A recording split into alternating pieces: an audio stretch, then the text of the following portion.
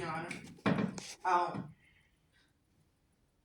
First, as to the Brady violation and the statements, and Mr. DeGraffenreid not been aware of, Judge, arguing, y'all. Two statements came out, was mention of it. Any investigation not to look into these statements and call Ms. Manning as a witness or even try to interview her, it is not a Brady violation, Judge. It's certainly ineffective to counsel. Any failure not to explore and investigate claims made against a star witness, again, ineffective to the counsel. The prosecution is still did not even address the ineffective to the counsel arguments here. Now, as far as Mr. Wimberly, Your Honor, he did testify at the exam, but his testimony was limited. There was no questions asked or even knowledge about the statements he made to Detective Wills while he was at the hospital. This is information that would have and could have been useful to Mr. DeGraffenreid had he been aware of that. Not only had his attorney did a better job cross-examining Mr. Wimberly at the exam, but also had his attorney interviewed him. And Judge, when we look at the information that came from the affidavit, the things that was not known at trial, we believe that constitutes newly discovered evidence.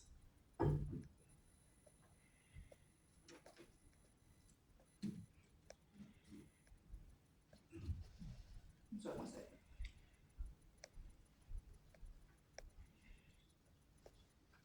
Now, when we look at the prongs, Judge, for when something is considered newly discovered evidence, we look at the evidence itself, not merely its materiality has to be newly discovered. The newly discovered evidence is not cumulative. The new evidence could not have been discovered at trial using reasonable diligence.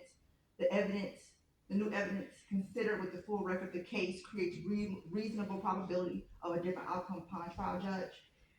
Again, anything that could have been discovered back then in 2000 that was not discovered squarely falls on the shoulder of the trial attorney at the time.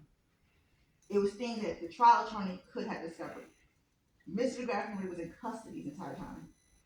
If he's expected to mount his own defense and do his own investigation, then he would not have a constitutional right to have an attorney.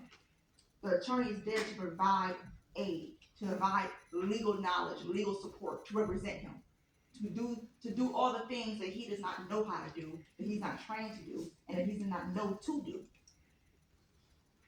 And Judge, also, the testimony regarding videos were not recorded. Now, Judge, I do recall asking Investigator Yost, and I believe she said that she made, I don't recall exactly, Judge, it's been a long time, but I know there were cameras. She may have been unclear if they were actually recording, but Judge, even if they weren't, we know from Mr. DeGraffenreid that he spoke to one of the officers at the front desk. Well, he could have been called as a witness to confirm. He could have been interviewed.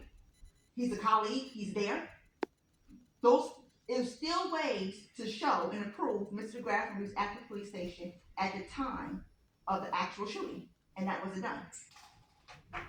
Then APA Blair says that Mr. Ward was arrested at the scene, or he was there at the scene. We know he was there. We assert that what Officer Duvall said was he watched him ride up to the scene. So yes, after the shooting, after the police arrived and all that chaos, Mr. Ward was there. The issue is that he was not there when the shooting actually happened. He did not witness the shooting. And those questions and that information, it came from Mr. Wimberly's affidavit. These are not questions that were asked at the exam. These are not things that could have been discoverable at the time. Mr. Wimberly's exam testimony was so limited.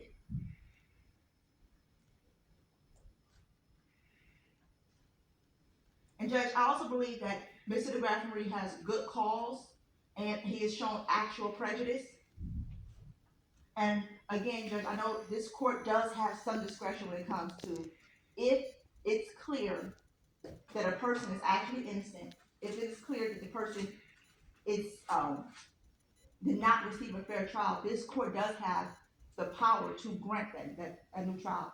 And in this case, there's definitely evidence here that Mr. Graffenreid,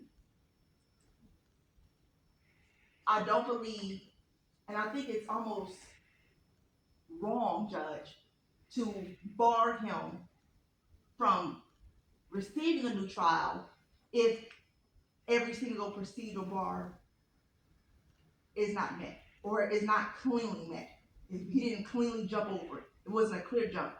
But here, Judge, I do submit to this court, I believe that he has met those procedural bars, but I also believe that this court has discretion that when there is good cause, when there is actual innocence, to grant a new trial when it's clear that Mr. Graffenreid did not receive a fair trial.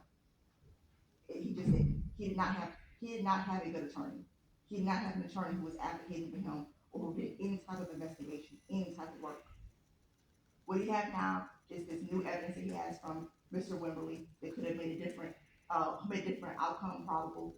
What he knows now is that had his attorney investigated Tanya Manning's accusation against Raymond Williams, that would have changed the outcome of this case. Had his attorney looked into Mr. Ramos Williams' claims on how he got shot in his left-hand side. And I know APA Blair said something about he testified that he turned, but Judge, again, read the transcript yourself. Pull up a Google map. The corner that he says he's on Sylvia. He says he's running home to Carlisle. He wouldn't have turned anywhere. There's nowhere for him to turn.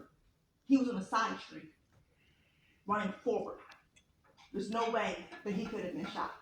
And even as far as the records from Garden City Hospital, I don't believe this court can infer that because they're saying that they no longer have it. They're not saying he was a patient. They don't know he was a patient. They don't know. They're just saying that all records for patients, if he was a patient, would have been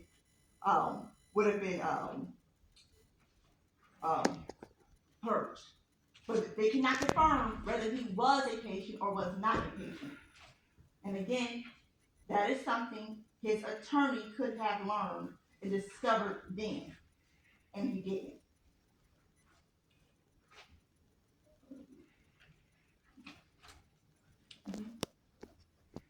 One second, Ryan.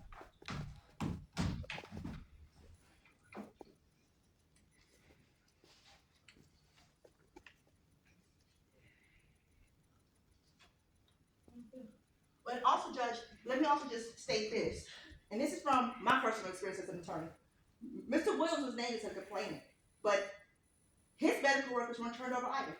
And typically when we see shootings happen, we always see some type of medical records or testimony from a medical expert or doctor regarding injury. We also see that in the discovery. That was never turned over. So they listed him as one of the complainants.